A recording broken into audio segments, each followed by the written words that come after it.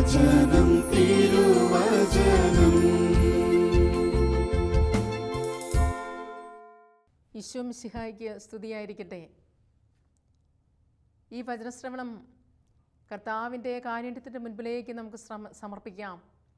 നമ്മളായിരിക്കുന്ന സാഹചര്യത്തിൽ നിന്നുകൊണ്ട് കർത്താവെ, അങ്ങയുടെ വചനം ഞങ്ങളെ വെട്ടിയൊരുക്കുവാനായി ഞങ്ങളെ തന്നെ സമർപ്പിക്കുന്നുവെന്ന് ഉള്ളിൽ പ്രാർത്ഥിച്ചുകൊണ്ട് നമുക്ക് ഈ വചനം ശ്രവിക്കാം.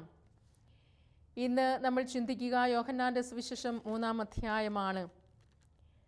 അവിടെ നമുക്ക് സുപരിചിതനായ സ്നാപക യോഹന്നാനെയാണ് നമ്മൾ കാണുക. പ്രത്യേകിച്ചും 28-ഉം 30-ഉം തിരുവചനം നമ്മൾ കേൾക്കുകയാണ്. സ്വർഗത്തിൽ നിന്ന് നൽകപ്പെടുന്നില്ലെങ്കിൽ ആർക്കും ഒന്നും സ്വീകരിക്കുവാൻ സാധിക്കുകയില്ല. ഞാൻ ക്രിസ്തുവല്ല, പ്രത്യുത അവനും മുൻപേ അയക്കപ്പെട്ടവനാണ് എന്ന് ഞാൻ പറഞ്ഞത് നിങ്ങൾ തന്നെ സാക്ഷികളാണ്. മണവാട്ടിയുള്ളവനാണ് മണവാളൻ. അടുത്തുനിന്ന് മണവാളിനെ ശ്രവിക്കുന്ന സ്നേഹിതൻ അവൻ്റെ സ്വരത്തിൽ വളരെ സന്തോഷിക്കുന്നു. അതുപോലെ എൻ്റെ ഈ സന്തോഷം ഇപ്പോൾ പൂർണ്ണമായിരിക്കുന്നു. അവൻ വളരുകയും ഞാൻ കുറയുകയും വേണം. സ്നാപകയോഹന്നാനെ പരിചയമില്ലേ എല്ലാവർക്കും? ആരാ സ്നാപകയോഹന്നാൻ? ഈശോയ്ക്ക് വഴിയൊരുക്കാൻ വേണ്ടി വന്ന ആളാണ്. ഇപ്പോൾ ഈ സ്നാപകയോഹന്നാൻ നമുക്കറിയാം, ഈ കാര്യമൊക്കെ പറയുമ്പോഴേക്കും വലിയ പേര് കിട്ടിയിട്ടുണ്ട്. സ്നാപകൻ നല്ല ഒരു മനുഷ്യനാണ്. ഈ തേനും അതും ഇതുമെല്ലൊക്കെ കഴിച്ച് നല്ല ഗാംഭീര്യമുള്ള വളരെ ശക്തനായൊരു നേതാവായി, ഒരു പ്രവാചകനായി നേതൃത്വ നിരയിലേക്ക് ഉയർന്നു വന്നിരിക്കുന്ന ഒരു സമയമാണിപ്പോൾ സ്നാപക യോഹന്നാൻ. എലിസബത്തിൻ്റെ ഉദരത്തിൽ കടന്ന പോലെയൊന്നുമല്ല, ഇപ്പോൾ നല്ല ശക്തനായി തീർന്നിരിക്കുന്ന സമയമാണ്. ഈ സമയത്താണ് വലിയൊരു സംഭവം ഇവിടെ നടക്കുന്നത്. നമുക്ക് മനുഷ്യബുദ്ധിക്ക് ഇന്നത്തെ കാലഘട്ടത്തിൽ ചിന്തിക്കാൻ ധാരാളം അനുയായികൾ നേതാവായി നിൽക്കുന്ന സമയത്താണ് ആര് വരുന്നത്? ആർക്കു വേണ്ടി വഴിയൊരുക്കുവാനായിട്ട് വന്നോ ആ ആളുടെ വരവായപ്പോഴേക്കും എന്താണ്, സ്നാപക യോഹന്നാൻ തൻ്റെ ദൗത്യത്തെക്കുറിച്ച് കുറച്ചും കൂടെ ചിന്തിക്കുകയാണ്, ബോധ്യപ്പെടുകയാണ്. സ്നാപക യോഹന്നാൻ എന്താ ഇവിടെ പറയുന്നത്? ശിഷ്യന്മാർക്കൊക്കെ ഒരു സംശയം ഇതാ, ആ ഗുരുവിൻ്റെ രണ്ട് ഗുരുവിനെ, യേശുവാകുന്ന ഗുരുവും യോഹന്നാനാവുന്ന ഗുരുവും, യേശുവിൻ്റെ ശിഷ്യന്മാരും യോഹന്നാൻ്റെ ശിഷ്യന്മാരും, അങ്ങനെ അത്രയും പേരുണ്ട് ഇവിടെ. ഈ സീനിൽ നമ്മൾ കാണുമ്പോൾ ഈ 3-ാം അധ്യായത്തിൽ 22 തുടങ്ങിയ തിരുവചനങ്ങളിൽ ഇവിടെ കാര്യങ്ങളാണ് നമ്മൾ കേൾക്കുന്നത്. വളരെ ശ്രദ്ധിച്ച് കേൾക്കുമ്പോൾ നമുക്ക് മനസ്സിലാകും, ഈ സ്നാപക യോഹന്നാന് ഈ വലിപ്പം ഉണ്ടായിരുന്നുവെങ്കിലും ഭയങ്കരമായിട്ട് എന്താണ്, പരിശുദ്ധി കൊണ്ട്, ഈശോയുടെ സാന്നിധ്യം കൊണ്ട് നിറഞ്ഞൊരു വ്യക്തിയായിരുന്നു. കാരണം മുഴുവൻ പ്രതാപവും അടിയറ വയ്ക്കാനായിട്ട് ഈ മനുഷ്യൻ തയ്യാറാവുകയാണ്. ഈശോയുടെ അടുക്കലേക്ക് ശിഷ്യന്മാർ പോകുന്നത് കാണുമ്പോഴേക്കും എല്ലാവർക്കും ഇതാ നിൻ്റെ കൂടെ നിന്നവരെ, യോഹന്നാൻ യാതൊരു പ്രശ്നവും ഇല്ല. കാരണം യോഹന്നാൻ പറയുന്നത്, ഞാൻ ഇവന് വഴിയൊരുക്കുവാനായിട്ട് വന്നവനാണ്, എനിക്ക് ശിഷ്യനെ ഉണ്ടാക്കാനായിട്ട് ഞാൻ വന്നവനേ അല്ല. ഇതാണ് യോഹന്നാൻ്റെ വർത്തമാനം. ഈ കാലഘട്ടത്തിൽ നമുക്കിത് പറ്റുമോ? എന്നിട്ട് യോഹന്നാൻ കൂട്ടിച്ചേർത്ത് കേൾക്കുക, എല്ലാവരും അവൻ്റെ അടുത്തേക്ക് പോവുകയാണ്. കണ്ടോ, ഗുരു, യോർദാൻ്റെ അക്കരെ നിന്നോടുകൂടി ഉണ്ടായിരുന്നവൾ നീ ആരെപ്പറ്റി സാക്ഷ്യപ്പെടുത്തിയോ അവൻ ഇതാ ഇവിടെ സ്നാനം നൽകുന്നു. എല്ലാം ഇതാ നിൻ്റെ കൂടെ ഉള്ളവരല്ല, നിനക്ക് ഇനി ആരും ഇല്ല. കർത്താവേ, നമ്മളിന്ന് ചിന്തിച്ചു നോക്കിക്കുക അവസ്ഥ എന്താണെന്ന്. പക്ഷേ യോഹന്നാൻ പറയുകയാണ്, സ്വർഗത്തിൽ നിന്ന് നൽകപ്പെടുന്നില്ലെങ്കിൽ ആർക്കും ഒന്നും സ്വീകരിക്കുവാൻ സാധിക്കുകയില്ല. എന്നിട്ട് ഈ മനുഷ്യൻ വിളിച്ചു പറയുകയാണ്, നമ്മളാണേ പറയല്ലേ, ഞാൻ ഇത്രയും വചനം പ്രഘോഷിക്കും, ഇത്ര കഴിവുള്ള ആൾ, എന്തെല്ലാം കാര്യങ്ങൾ, ഇത്രമാത്രം ധനം, സമ്പത്ത്, പ്രതാപം, എഡ്യൂക്കേഷൻ, അറ്റ്ലീസ്റ്റ് ഡിഗ്രി എങ്കിലും നമ്മളൊന്ന് പറയേണ്ടതാണ്. യോഹന്നാൻ ഇവിടെ പറയുകയാണ്, ഞാൻ ക്രിസ്തുവല്ല, പ്രത്യുത അവന് മുൻപേ അയക്കപ്പെട്ടവനാണ് എന്ന് ഞാൻ പറഞ്ഞത് നിങ്ങൾ തന്നെ സാക്ഷികളാണ്.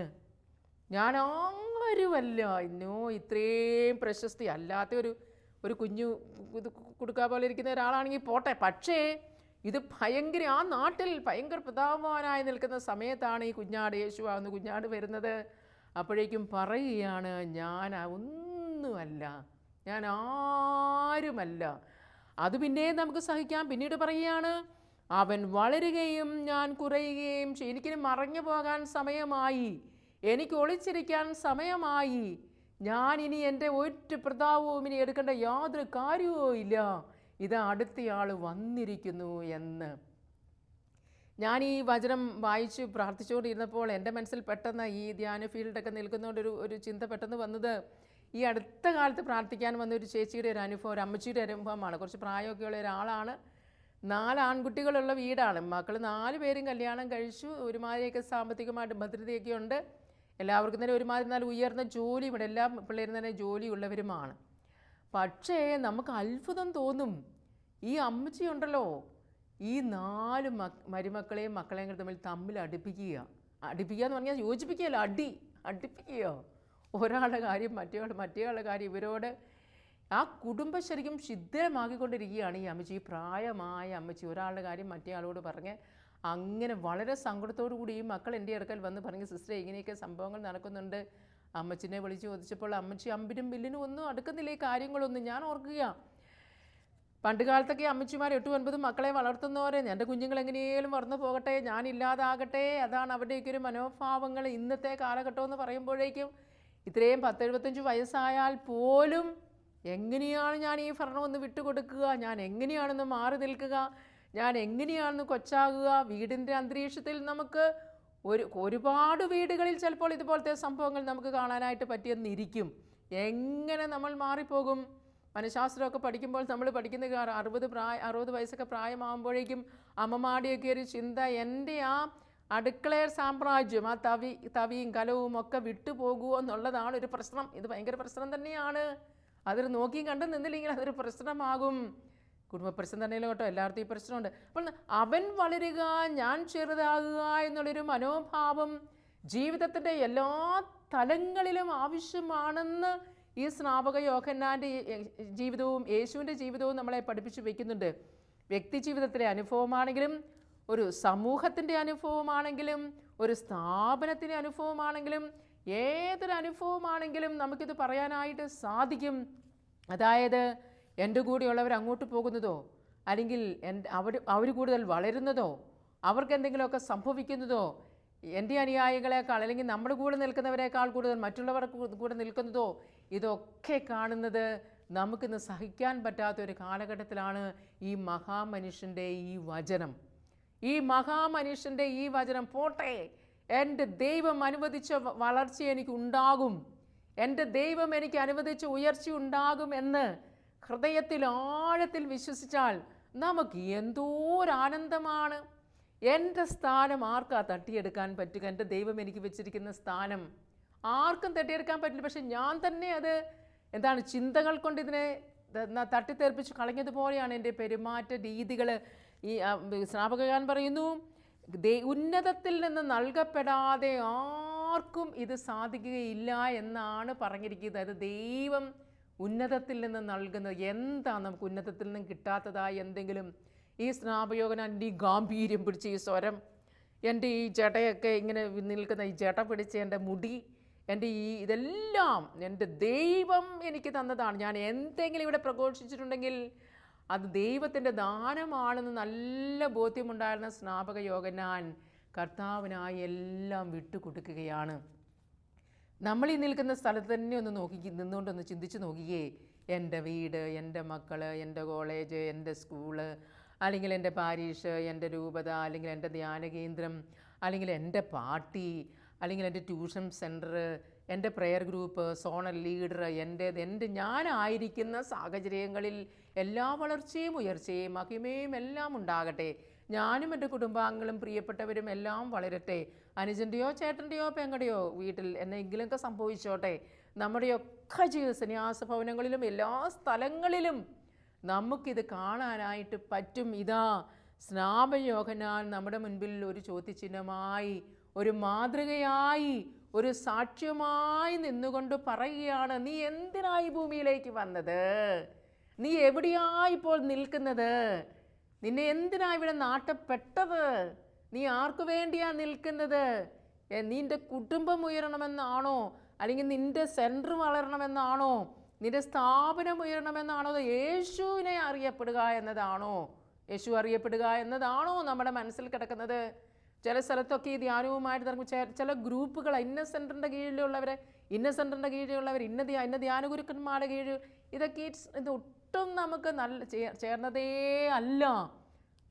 കർത്താവിൻ്റെ സ്നേഹത്തിലേക്ക് കടന്നു വന്നപ്പോൾ പഴയ മനുഷ്യരെയൊക്കെ നമ്മൾ ഒരുങ്ങി മാറ്റി. ശരിയോ? പല ഈ വചനമൊക്കെ കേട്ടും ധ്യാനിച്ചും പ്രാർത്ഥിച്ചും ഒക്കെ പല ദുശീലങ്ങളെല്ലാം നമ്മളിൽ നിന്ന് മാറിപ്പോയിട്ടുണ്ടാകും. നമ്മൾ നല്ല മിടുക്കരായിട്ടൊക്കെ ആയിരിക്കും ഇരിക്കുന്നതെന്ന് വിചാരിക്കുന്നു. പക്ഷേ പുതിയത് പലതും അടങ്ങി വെച്ചിട്ടുണ്ട്. പുതിയ പല മനോഭാവങ്ങൾ അണിങ്ങി ഊരി വെച്ചിട്ടുണ്ട്. ഈ അണിങ്ങി ഊരി വെച്ചിരിക്കുന്ന മനോഭാവം നമ്മളെ വീണ്ടും എന്താണ് കർത്താവിന് കൊടുക്കേണ്ട മഹിമയിൽ നിന്നും കർത്താവിന് കൊടുക്കേണ്ട സ്ഥാനമാനങ്ങളിൽ നിന്നും നമ്മളെ അകറ്റുന്നു എന്നുള്ള കാര്യം നമ്മൾ അറിയുന്നില്ല എന്നതാണ്. ഞാൻ പറയുന്നത് ശരിയാണോ? ഒന്ന് ചുമ്മാ ഓർത്ത് നോക്കിയാൽ ശരിയാണോ എന്ന് ഒന്ന് ചിന്തിച്ച് നോക്കുന്നതിന് കുഴപ്പമൊന്നുമില്ലല്ലോ. നമ്മളൊരു ഒരു ഡിവിഷൻ, ഒരു അനൈക്യം സൃഷ്ടിക്കുന്ന ഒരവസ്ഥയിലേക്ക് നമ്മൾ പോവുകയാണോ? ഞാൻ ഓർക്കുന്നു, പണ്ട് കാലത്തേക്ക് അമ്മമാർ ഈ കുഞ്ഞുങ്ങളെയൊക്കെ കുറേ പിള്ളേരൊക്കെ ഉണ്ടാവുമല്ലോ.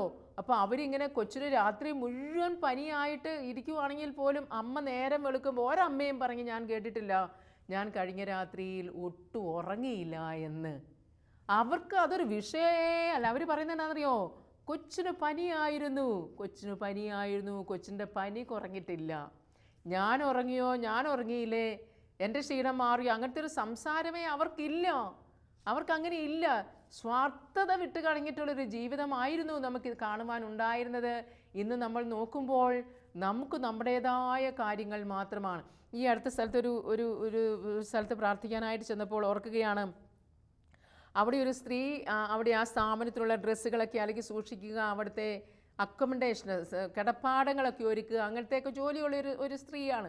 10-25 വർഷമോളമായി അവിടെ ജോലി ചെയ്യാനായിട്ട് തുടങ്ങിയിട്ട്. ഞാൻ പലപ്പോഴും അതിലൂടെ കടന്നു ചെല്ലുമ്പോൾ ഈ സ്ത്രീയെ നോട്ട് ചെയ്തിട്ടുണ്ട്, ശ്രദ്ധിച്ചിട്ടുണ്ട്. ഒരിക്കൽ പോലും, ഒരു പ്രാവശ്യം പോലും ഈ 25 വർഷത്തിനുള്ളിൽ ഞാനൊരു കുറഞ്ഞത് ഒരു 10-25 പ്രാവശ്യമെങ്കിലും കണ്ടിട്ടുണ്ടാവും. അത്രയേ ഉള്ളൂ കേട്ടോ. അങ്ങനെ ഒത്തിരിയും 25 പ്രാവശ്യമെങ്കിലും കണ്ടിട്ടുണ്ടാവും. ഒരു പ്രാവശ്യം പോലും എൻ്റെ ഈ പണി തീരുന്നില്ലെന്നോ, ജോലി തീരുന്നില്ലെന്നോ, എന്നെ സഹായിക്കുന്നില്ലെന്നോ, ഞാൻ മടുത്തില്ലെന്നോ ഒന്നും പറയുന്നില്ല. എന്നെ ഏൽപ്പിച്ച ദൗത്യം ഞാൻ ചെയ്യുന്നു. ഇത് മാത്രമേ ആ വ്യക്തിയുടെ ജീവിതത്തിൽ ഉള്ളൂ. ഒരു പരാതിയില്ല. പ്രിയ സഹോദരങ്ങളെ, ദൈവത്തിൽ നിന്ന് കിട്ടിയത് മാത്രമേ നമുക്കുള്ളൂ. ദൈവം തന്നത് മാത്രമേ നമുക്കുള്ളൂ. ദൈവം നമ്മളെ വെച്ചിരിക്കുന്ന സ്ഥലത്താണ് ഞാൻ ആയിരിക്കുന്നത്. എൻ്റെ ദൗത്യം ഞാൻ പൂർത്തിയാക്കുക. ഇത് മാത്രമേ നമുക്ക് ഈ ജീവിതത്തിൽ ചെയ്യേണ്ടതായിട്ടുള്ളൂ. നമ്മൾ പ്രത്യേകമായിട്ട് ഓർക്കണം, ഞാൻ എന്നെ തന്നെ ഒന്ന് കാണിച്ചു കൊടുക്കുവാനായി, ശ്രദ്ധിക്കുവാനായിട്ട് ഞാൻ വെമ്പൽ കൊള്ളുമ്പോൾ എൻ്റെ ഈശോയാണ് അറിയപ്പെടാതെ പോകുന്നത് എന്നുള്ളൊരു ചിന്ത നമ്മൾ ഓർക്കുക.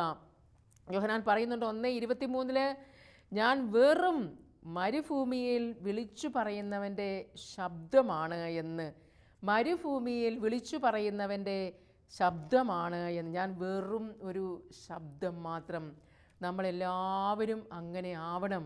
എൻ്റെ ദൈവം എന്നെ അപ്പനായി, അമ്മയായി, ഭാര്യയായി, ഭർത്താവായി, ഒരു സമർപ്പിത വ്യക്തിയായി, ഒരു നേതൃത്വ നിലയിലെ ലീഡറായി എന്നെ അപ്പോയിൻ്റ് ചെയ്തിട്ടുണ്ടെങ്കിൽ, ആത്മീയ നേതൃത്വ നിലയിൽ ഞാൻ നിൽക്കുന്നുണ്ടെങ്കിൽ, നമ്മളൊന്ന് ഓർത്ത് നോക്കുക, അത് കർത്താവ് ചെയ്തുകൊള്ളും.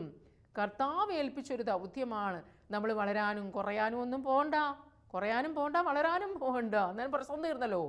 വളരാൻ പോകുമ്പോഴല്ലേ നമുക്ക് ഈ പ്രശ്നം വരുന്നത്. കുറയാനും പോകണ്ട, തന്നെ കുറഞ്ഞോളും, കർത്താവ് കുറച്ചോളും. സ്നാപയോഹന്നാൻ മറയാൻ വന്നവനാണ്. സ്നാപയോഹന്നാൻ ഒളിക്കാൻ വന്നവനാണ്. സ്നാപയോഹന്നാന് സമയ ലിമിറ്റ് ഉണ്ടായിരുന്നു. അത് മനസ്സിൽ കണ്ടുകൊണ്ട് പ്രവർത്തിച്ച ഒരു വ്യക്തിയാണ്. ജീവിതത്തെ നമുക്കൊന്ന് കൊണ്ടുവരാം, ജീവിതത്തിലേക്ക് കൊണ്ടുവന്ന് നമുക്കൊന്ന് ചിന്തിച്ച് നോക്കാം. ഞാൻ വളരുകയാണോ, വളരുകയാണോ എന്നുള്ള കാര്യം നമുക്കൊന്ന് ചിന്തിച്ച് നോക്കാം. പ്രത്യേകമായിട്ട് നമ്മൾ ഓർത്ത് നോക്കുക, ഞാനിപ്പോൾ എന്താണ് ചെയ്തുകൊണ്ടിരിക്കുന്നത്? ഒന്നോർക്കുക, ഞാനിപ്പോൾ എന്താണ് ചെയ്തുകൊണ്ടിരിക്കുന്നത്? ഞാൻ എന്തിനു വേണ്ടിയാണ് ചെയ്തുകൊണ്ടിരിക്കുന്നത്? ആർക്കു വേണ്ടിയാണ് ഞാനിത് ചെയ്യുന്നത്? ഈ ചോദ്യം ഒന്ന് മനസ്സിൽ ചോദ്യം. ഞാൻ എന്താണ് ചെയ്തുകൊണ്ടിരിക്കുന്നത്? എന്തിനു വേണ്ടി, ആർക്ക് വേണ്ടിയിട്ടാണ് നമ്മൾ ചെയ്യുന്നത്? ശ്രദ്ധിക്കണം നമ്മൾ. അപ്പോൾ നമുക്ക് മനസ്സിലാകും ഞാൻ കുറയുകയാണോ, ഞാൻ വളരുകയാണോ എന്ന്. വീണ്ടും നമ്മൾ ചെയ്യേണ്ടത്, നമ്മൾ ഓർക്കുക, ഞാൻ ചെയ്തുകൊണ്ടിരിക്കുന്നതെല്ലാം, ഈവൻ എൻ്റെ ജീവൻ പോലും ദൈവത്തിൻ്റെ ദാനമാണ്. നിന്നില്ലേ ഈ വാക്ക്, സ്വരം പോയാൽ ഇതെല്ലാം നിന്നു, എനിക്കൊന്നും ചെയ്യാൻ പറ്റി. ഇതെല്ലാം ദൈവത്തിൻ്റെ ദാനം, ദൈവം ഏൽപ്പിച്ച ദൗത്യം. എത്ര മനോഹരമായ ശുശ്രൂഷയാണെങ്കിൽ പോലും നമ്മളൊന്ന് ഓർത്തു നോക്കുക, ഇതെൻ്റെ ദൈവത്താൽ എനിക്ക് അനുവദിക്കപ്പെട്ടതാണ് എന്ന്. എൻ്റെ കൂടെയുള്ളവരൊക്കെ വളരാൻ, അവർ ഉയരട്ടെ എന്ന് നമ്മൾ ചിന്തിക്കുമ്പോഴാണ് നമ്മൾ വളരുന്നത് എന്നുള്ള രഹസ്യം നമ്മൾ ഇനിയും മനസ്സിലാക്കിയിട്ടില്ല. എനിക്ക് വേണ്ട കർത്താവേ, എനിക്കിത് വേണ്ട എന്ന് നമ്മൾ മനസ്സിലൊരു കാര്യം വെച്ചിട്ടുണ്ടെങ്കിൽ അത് നമുക്ക് കിട്ടിയിരിക്കും, അത് ഉറപ്പുള്ള കാര്യമാണ്. പക്ഷേ നമ്മൾ ജീവിതത്തിൽ അത് മനസ്സുകൊണ്ട് വയ്ക്കുകയാണ്. ഇൻ കേസ് കർത്താവ് ഇത് കേട്ട് പോയെങ്കിലോ, ഇത് പോയെങ്കിലോ എന്ന് നമ്മൾ ഓർത്തിട്ട് നമ്മൾ അങ്ങനെ ചിന്തിക്കാൻ നമ്മൾ ചിന്തിക്കുന്നത് കർത്താവേ ഇതെങ്ങനെയെങ്കിലും കിട്ടണമേ എന്നാണ്. അതുകൊണ്ട് നമ്മളൊന്ന് ഓർത്ത് നോക്കുക, കുറയാനും അറിയാനും ആഗ്രഹിച്ച് കടന്നു വന്ന സ്നാപക യോഹന്നാൻ്റെ മനോഭാവം നമ്മുടെ പ്രവർത്തന മേഖലകളിൽ നമുക്ക് കാഴ്ചവെക്കുവാൻ സാധിക്കുമ്പോൾ ഈശോ വളരുവാനായിട്ട് തുടങ്ങും. നമ്മൾ ജീവിതത്തിൽ ശാന്തിയും സമാധാനവും കൂടുതലായിട്ട് അനുഭവിക്കും. ദൈവം നമ്മളെ ഉയർത്തുകയും ചെയ്യും എന്നുള്ള കാര്യം നമുക്ക് ഓർത്തിരിക്കാം. നമ്മൾ ഓർക്കേണ്ട മറ്റൊരു പ്രധാനപ്പെട്ട കാര്യം, ഈ തിരുവചനത്തിലൂടെ കടന്നു പോകുമ്പോൾ മണവാട്ടിയുള്ളവനാണ് മണവാളൻ. അടുത്തു നിന്ന് മണവാളിനെ ശ്രവിക്കുന്ന സ്നേഹിതൻ അവൻ്റെ സ്വരത്തിൽ വളരെയേറെ സന്തോഷിക്കുന്നു. അതുപോലെ എൻ്റെ ഈ സന്തോഷം ഇപ്പോൾ പൂർണ്ണമായിരിക്കുന്നു. നമ്മൾ മത്തായിയുടെ സുവിശേഷം 25-ാം അധ്യായത്തിൽ മണവാളിനെ സ്വീകരിക്കുന്ന കാര്യത്തെക്കുറിച്ചൊക്കെ നമ്മൾ വായിക്കുന്നുണ്ട്. അതിലേക്കൊന്നും നമ്മളിപ്പോൾ പോകുന്നില്ല. എന്തായാലും മണവാട്ടി ഉള്ളവനാണ് മണവാളൻ. സ്നാപക യോഹന്നാന് മണവാട്ടി ഇല്ല, മണവാട്ടി ഇല്ലാത്ത ഒരാളാണ്. മണവാട്ടി ഉള്ളവനെയാണ് മണവാളൻ എന്ന് വിളിക്കുന്നത്. യേശു മണവാളനാണ്. സ്നാപക യോഹന്നാൻ മണവാളനല്ല, വെറും ഒരു സ്നേഹിതനാണ്. സ്നേഹിതനായി നിന്ന് മണവാളിന് വേണ്ടി വഴിയൊരുക്കി കൊടുത്ത സ്നാപക യോഹന്നാൻ. നമ്മളാരും ഒരു കുടുംബത്തിൻ്റെ സർവാധിപനല്ല, നമ്മൾ വെറും ഒരു കുടുംബത്തിൻ്റെ സൂക്ഷിപ്പുകാരനാണ്. ദൈവമാണ് ആ കുടുംബത്തെ പരിപാലിക്കുന്നത്. ഞാനൊരു സ്ഥാനത്ത് നിൽക്കുന്ന ഒരു വ്യക്തിയാണ്, ഞാനല്ല, ദൈവമാണ് അവിടുത്തെ ആള്. അവിടുന്ന് ആണ് പ്രധാനപ്പെട്ട ആൾ. നമ്മളൊക്കെ വെറുതെ ഒന്ന് അവിടെ നമ്മളെ ഒന്ന് അപ്പോയിൻറ്റ് ചെയ്ത് വെച്ചിട്ടുണ്ടെന്നേ ഉള്ളൂ. ബാക്കി കാര്യങ്ങളൊക്കെ ദൈവമാണ് ചെയ്യുന്നത്. അത് മുഴുവൻ, അതിൻ്റെ ആധിപത്യം മുഴുവനൊന്നും നമ്മൾ ഏറ്റെടുക്കേണ്ട ആവശ്യമേ ഇല്ല. ഞാനൊരു ഭർത്താവല്ലേ, ഒരു ഭാര്യയല്ലേ, മകനല്ലേ, മകളല്ലേ, അമ്മയല്ലേ, അല്ലെങ്കിൽ ഏതെങ്കിലും ഒരു സ്ഥാനത്ത് നിൽക്കുന്ന ഒരു സ്പിരിച്വൽ ലീഡറല്ലേ എന്നൊക്കെ നമ്മൾ വിചാരിക്കുമ്പോൾ ഞാൻ അവിടെ ഇല്ലെങ്കിൽ കാര്യങ്ങൾ നടക്കുമോ എന്നുള്ള കാര്യം നമ്മുടെ പഴയ തലമുറയിലേക്കൊക്കെ നോക്കിയാൽ മതി. നമ്മളിന്ന് നിൽക്കുന്ന സ്ഥാനത്ത് അനേകർ നിന്നിട്ടുണ്ടെന്നേ. നമ്മൾ ജീവിച്ച ഈ വീട്ടിൽ പലരും ജീവിച്ചിട്ടുണ്ട്, പലരും ഇത് ചെയ്തിട്ടുണ്ട്. ആ സ്ഥാനത്ത് ഇനി നമ്മൾ കടന്നുപോയി കഴിഞ്ഞാൽ ഇനിയും വരും. നമ്മൾ ഒട്ടും പ്രധാനപ്പെട്ട ആളുകളെ അല്ല, ദൈവത്താൽ അപ്പോയിൻറ്റ് ചെയ്തവരാണ്. എവിടെയും ഏത് സ്ഥാപനത്തിലും, പ്രത്യേകിച്ചും സ്ഥാപനങ്ങളിലും ജോലി സ്ഥലത്തും സ്പിരിച്വൽ ലെവലിൽ പ്രത്യേകമായിട്ട് ആത്മീയ നേതൃത്വ നിരകളിലാണ് ഈ വലിയ വിപത്ത്. ഞാൻ വളരണം എന്നുള്ള ചിന്ത ഇന്ന് കടന്നു വരുന്ന ഈ ആധുനിക യുഗത്തിൽ പുറകോട്ട് പോയിട്ട് നമുക്ക് ഈ മനുഷ്യൻ്റെ അടുത്തേക്ക് നമുക്കൊന്ന് ചെല്ലണം. വേണ്ടോ, ഞാനല്ല മുൻപിലേക്ക് കടന്നു വരേണ്ടത്. എൻ്റെ പ്രഘോഷണത്തിലൂടെ ദൈവം അനേകരെ സ്പർശിച്ചിട്ടുണ്ടാകും, പക്ഷെ ഞാനല്ല അറിയപ്പെടേണ്ടത്, എൻ്റെ കർത്താവ് അത് ചെയ്തു എന്ന് പറയുവാൻ ഉള്ളിൻ്റെ ഉള്ളറകളിലെ എൻ്റെ മനോഭാവം, എൻ്റെ ഈശോയ്ക്ക് ഇഷ്ടമില്ലാത്ത ചിന്തകൾ ഞാൻ മാറ്റിക്കളയുന്ന ഒരു മനോഭാവം, അതിനാണ് നമ്മൾ സ്വാർത്ഥത എന്ന് പറയുന്നത്. ആ സ്വാർത്ഥരഹിതമായ ഒരു ജീവിതം നമുക്ക് കാഴ്ചവെക്കുവാനായിട്ട് നമുക്ക് സാധിക്കണം. അത് ഈശോ ആഗ്രഹിക്കുന്നുണ്ട്. പ്രത്യേകിച്ചും ഈ കാലഘട്ടത്തിൽ നമ്മളൊന്നോർത്ത് നോക്കുക, ഈശോയുടെ പഠനങ്ങൾ നമ്മുടെ ജീവിതത്തിലൂടെ നമ്മൾ കാണിച്ചു കൊടുത്തു കഴിയുമ്പോൾ കർത്താവ് അവിടെ ഉയർത്തപ്പെടുകയാണ്, കർത്താവിൻ്റെ ജീവിതം അവിടെ മഹത്വപ്പെടുകയാണ് എന്ന് നമ്മൾ ഓർക്കണം. ഈശ്വരകരങ്ങളിലേക്ക് നമ്മുടെ ജീവിതത്തെ സമർപ്പിച്ചുകൊണ്ട് ഒന്ന് പരിശോധിച്ച് നോക്കിയേ, എൻ്റെ മനോഭാവം എന്താണെന്ന്. എനിക്ക് ഒറ്റപ്പെട്ടി ഉദാഹരണങ്ങൾ പറയുവാനായിട്ട് സാധിക്കും. മറ്റുള്ളവർ താഴ്ന്നു കെട്ടാൻ വേണ്ടി, മറ്റുള്ളവരെ ഒന്ന് മാറ്റി നിർത്താൻ വേണ്ടി, അവർക്കൊരു ട്രാൻസ്ഫർ കിട്ടാൻ വേണ്ടി, അവർ ഈ ജോലി സ്ഥലം നിന്ന് വിട്ടുപോകാൻ വേണ്ടി. ഞാൻ ഓർക്കുകയാണ്, ഒരു സഹോദരൻ, ഒരു പാവമാണ്, ഇത് 100,000 അനുഭവങ്ങളുണ്ട്. ഒരു പാവം സഹോദരനാണ്. അവനൊരു ജോലി സ്ഥലത്ത് മാന്യനായി ജീവിച്ചു കൊണ്ടിരുന്ന ഒരു വ്യക്തിയാണ്. അവന് യാതൊരു ആരോപണവും അവിടെയുള്ളവർക്ക് കൊടുക്കാൻ പറ്റാത്തത് കൊണ്ട് അവനോട് പറയുകയാണ്, ഇവൻ വലിയ പ്രാർത്ഥനക്കാരനും പള്ളിയിൽ പോകുന്നവനും അതും ഇതുമൊക്കെയാണെന്ന് പറഞ്ഞുകൊണ്ട് അവനൊരു ഞായറാഴ്ചത്തെ ജോലി സ്ഥിരം അങ്ങോട്ട് അവന് പള്ളി വരാത്ത രീതിയിൽ അവിടെയുള്ളവരെല്ലാവരും കൂടി ഇട്ടുകൊടുത്തു. അവൻ കർത്താവിനോട് പറഞ്ഞു, എൻ്റെ കർത്താവേ, നിന്നെ മറന്നിട്ടുള്ള ഈ ജോലി എനിക്ക് വേണ്ട. ഇവൻ കുറേ പരിശ്രമിച്ചു, നല്ല സിൻസിയറാണ്, ഇവന് നല്ല ഉയർച്ചയുണ്ടാകാൻ സാധ്യതയുള്ളൊരു കൊച്ചാണ്. ഇവനോടുള്ള അവൻ്റെ ആത്മാർത്ഥത കണ്ടിട്ടും കുശുമ്പ് കണ്ടിട്ടും അവിടെയുള്ളവർ ഇവന് പള്ളിയിൽ പോകാൻ പറ്റാത്ത രീതിയിൽ അവന് ഡ്യൂട്ടി ഇട്ട് കൊടുത്തിട്ട് ഈ കൊച്ചു പറയുകയാണ്, എനിക്കിത് വേണ്ട, ഞാൻ എൻ്റെ കർത്താവിനെ അറ്റ്ലീസ്റ്റ് ഞായറാഴ്ച എങ്കിലും എൻ്റെ കർത്താവിനെ അടുക്കൽ ആഴ്ചയിൽ എനിക്ക് 7 ദിവസത്തേനുള്ള ആ ശക്തി ഞാൻ സംഭരിക്കുന്ന ആ ദിവ്യബലി മുടക്കിയിട്ട് എനിക്ക് ജോലി വേണ്ട എന്നവൻ മാറ്റിത്തരാൻ വേറെ ഏതൊരു ദിവസവും ഞാൻ ജോലി ചെയ്യാം, ഈവൻ നൈറ്റ് പോലും ചെയ്യാമെന്ന് പറഞ്ഞിട്ട് പോലും ഈ കൊച്ചിനെ അവർ സ്വീകരിച്ചതിന് അവസാനം അവൻ ഡീസൻ്റായിട്ട് ജോലി രാജിവെച്ചിട്ട് അവനിങ്ങനെ കർത്താവിൻ്റെ അടുക്കൽ പോയി എന്ന് പറയുക, കർത്താവേ നിൻ്റെ അടുക്കൽ ഞാൻ വന്നത് കൊണ്ടാണല്ലോ എനിക്ക് എന്നെ ഇതിൽ നിന്ന് ഇവർ പിരിച്ചു വിട്ടത്. എനിക്ക് ഭയങ്കര ഹാർഡായിട്ടുള്ള ഒരു സാഹചര്യം ഇവർ ഒരുക്കി തന്ന ഇതുകൊണ്ടാണല്ലോ. എങ്കിലും നിന്നെ മറന്നിട്ടുള്ളൊരു ജോലി എനിക്ക് നമുക്ക് കേട്ടാൽ കണ്ണെന്നറിയും. നല്ലൊരു കൊച്ചാണ്, ഒരു മാലിന്യങ്ങളൊന്നും ഇല്ലാത്തൊരു കൊച്ചാണ്. അവനെ എന്നിട്ട് അവനെ ഇന്ന് പ്രാർത്ഥിച്ചു കുറേ നാളിന്ന്. അവനിന്ന് പറയുക, ഇന്ന് കുറച്ച് നാൾ കഴിഞ്ഞ് അവനെ കണ്ടെത്തിയപ്പോൾ അവൻ പറയുകയാണ്, എനിക്ക് അതിനേക്കാൾ വളരെ സ്വീകാര്യമായ മറ്റൊന്ന് ദൈവം എനിക്ക് ഒരുക്കി തന്നു എന്ന്. പ്രിയ സഹോദരങ്ങളെ, നമ്മളൊന്ന് ഓർക്കുക, നമ്മൾ ഓരോന്നും രൂപപ്പെടുത്തി മറ്റുള്ളവർ മാറുമ്പോൾ എനിക്ക് കുറച്ചും കൂടെ ആനന്ദിക്കാമെന്നാണ് നമ്മൾ ഓർക്കുന്നത്. ആ ചേട്ടത്തെയും ചേട്ടനും ഒന്ന് മാറിയായിരുന്നെങ്കിൽ, അല്ലെങ്കിൽ ഇന്ന വ്യക്തി അവിടെ നിന്ന് മാറിയായിരുന്നെങ്കിൽ, ആ വചനപ്രഘോഷകനൊന്ന് മാറിയായിരുന്നെങ്കിൽ, ആ നേതൃത്വ നിലയൊന്ന് മാറിയായിരുന്നെങ്കിൽ എനിക്ക് കയറാമെന്നോർത്താണ് നമ്മൾ നിൽക്കുന്നത്. ഒരു കയറ്റമോ അല്ല, അത് ഇറക്കം തന്നെയാണ്, അത് പോക്ക് തന്നെയാണ്. നമുക്ക് പ്രാർത്ഥിക്കാൻ കണ്ണുകളടച്ച്. കർത്താവേ, സ്നാപക യോഹന്നാനെ നിനക്ക് മുൻപേ അയച്ച് നീ ഞങ്ങൾക്ക് വേണ്ടി അവസാനത്തെ വഴി ഒരുക്കുവാൻ അനുവദിക്കുകയായിരുന്നുവല്ലോ. നിന്നെ എങ്ങനെയാണ് സ്വീകരിക്കേണ്ടതെന്ന് സ്നാപക യോഹന്നാനിലൂടെ നീ പഠിപ്പിച്ചു തരികയായിരുന്നു. എപ്പോഴും ഞങ്ങൾ കുറഞ്ഞാലേ, ഞങ്ങളുടെ ഇഷ്ടങ്ങൾ, താല്പര്യങ്ങൾ, ഞങ്ങളുടെ വ്യക്തിത്വത്തിലെ ഉയർന്നു നിൽക്കുന്ന താല്പര്യങ്ങൾ പരിപൂർണമായി ഉപേക്ഷിച്ചാലേ നീ വളരുകയുള്ളൂ എന്ന് നീ സ്നാപക യോഹന്നാനിലൂടെ ഞങ്ങളെ പഠിപ്പിച്ചു. എന്ത് കൃത്യമായിട്ടാണ് നിന്നെക്കുറിച്ച് പ്രഘോഷിച്ചത് ഈശോയെ. ഈ പ്രഘോഷണ മേഖലയിൽ പോലും, ഞങ്ങളുടെ ശുശ്രൂഷാവേദികളിൽ പോലും, ഞങ്ങളുടെ ചിന്താമണ്ഡലത്തിൽ പോലും നിനക്ക് വേണ്ടത്ര സ്ഥാനം നൽകാതെ പ്രവർത്തിച്ചിട്ടുള്ളവരാണെന്ന് അങ്ങ് ഓർക്കണമേ. ഈശോയെ, കരുണയോടെ ഓർക്കണമേ.